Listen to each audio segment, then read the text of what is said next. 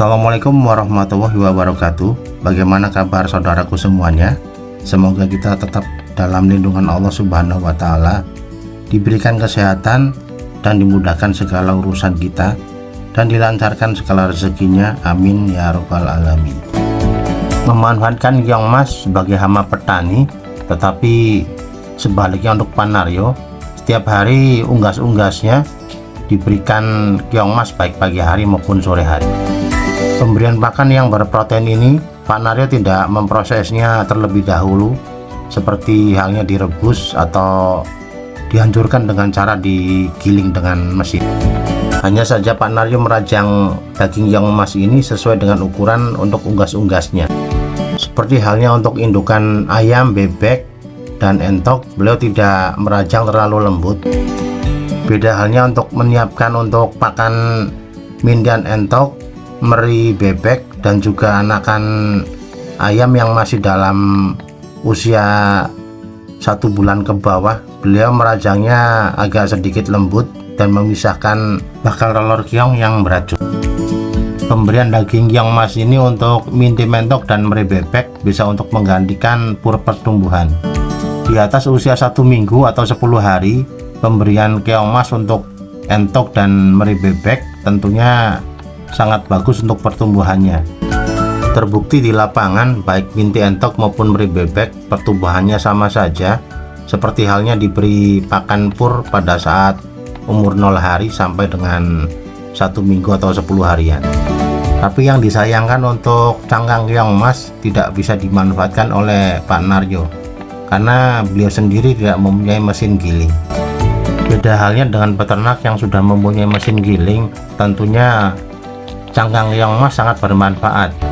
Cangkang keong mas sangatlah bagus untuk indukan bebek dan indukan entok yang sedang berproduksi, karena sudah terbukti baik cangkang telur bebek maupun cangkang telur entok akan tidak mudah pecah atau tebal kulitnya. Baik indukan entok ataupun bebek akan memakan anakan keong mas ataupun keong tutut yang ukurannya lebih kecil beserta cangkang-cangkangnya tanpa proses dihancurkan terlebih dahulu. Dalam keseharian sehari-hari, Panario mencari keong mas sepanjang musim hujan, baik di rawa-rawa maupun di sungai yang banyak tersedia. Kecuali di musim kemarau hanya ada 1-2 ekor, beliau mencongkelnya di daratan atau dataran sawah-sawah yang sudah mengering. Sebetulnya untuk penyimpanan keong mas ini bisa dalam jangka waktu yang lama, baik berminggu-minggu, berbulan-bulan, bahkan 1 tahun, asalkan penyimpanannya dengan baik dan benar. Karena pada saat musim kemarau, keong-keong mas ini sebagian hidup walaupun tidak ada air, yang artinya pada saat musim kemarau, fase keong akan berdiam diri atau bertapa hingga muncul lagi di saat musim penghujan dan memulai fase berkembang kembali. Pencarian keong mas di dataran sawah yang sudah mengering, terbukti keong mas masih banyak yang masih hidup dengan posisi sebagian badannya akan tertimbun tanah dan sebagian tutup rumahnya akan terbuka untuk rongga udara. Pencarian keong mas di saat musim penghujan boleh dicari sebanyak-banyaknya dan boleh disimpan untuk hari berikutnya. Penyimpanan keong mas bisa dilakukan disimpan di karung bawang atau karung yang berongga, bukan karung yang rapat dengan tidak masuknya udara.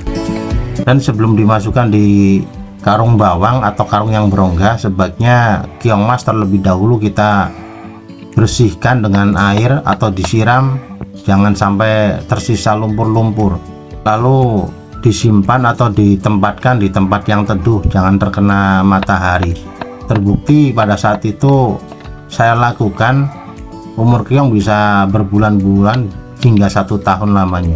Hanya saja kandungan airnya atau lendir keong akan berkurang. Di lain waktu bila ada kesempatan akan saya buatkan tutorial cara penyimpanan keong agar bertahan lebih lama. Pemberian cincangan daging keong langsung ditaburkan saja tanpa harus mencampurkan dengan pakan-pakan jenis lainnya. Di sini yang membuat pertumbuhan bebek dan entok cepat pesat ialah air sungai yang selalu tersedia di lingkungan kandang tersebut. Saya katakan kembali, untuk pertumbuhan entok dan bebek sangat membantu adanya air, karena setelah makan mereka lalu mencuburkan diri untuk mandi. Baik di siang hari maupun di malam hari, entok tidak dipindahkan kembali ke kandang yang lebih tinggi atau kandang panggung, melainkan 24 jam meri yang sudah turun di tanah akan ditempatkan di satu tempat ini. Di setiap koloni atau di setiap angkatan entok yang diturunkan di tanah selalu ada angsa atau diberi angsa satu sebagai penjaga untuk menghalau datangnya tikus di malam hari maupun di siang hari datangnya predator pemangsa seperti biawak maupun garangan.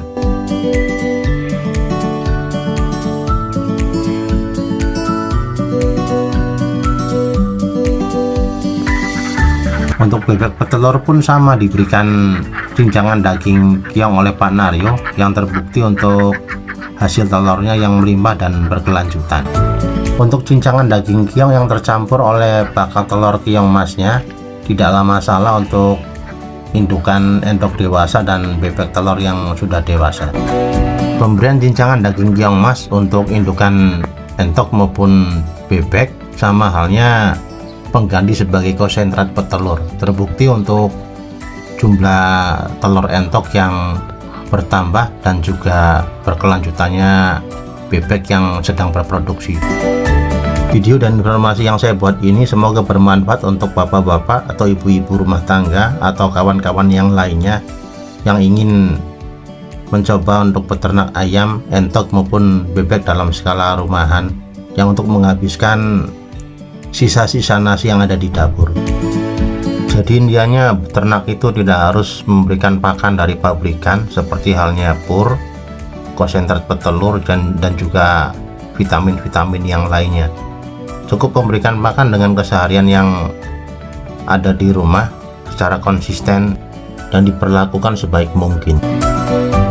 Demikian, terima kasih, semoga videonya bermanfaat dan semoga channelnya bisa berkembang dan bisa lebih baik lagi.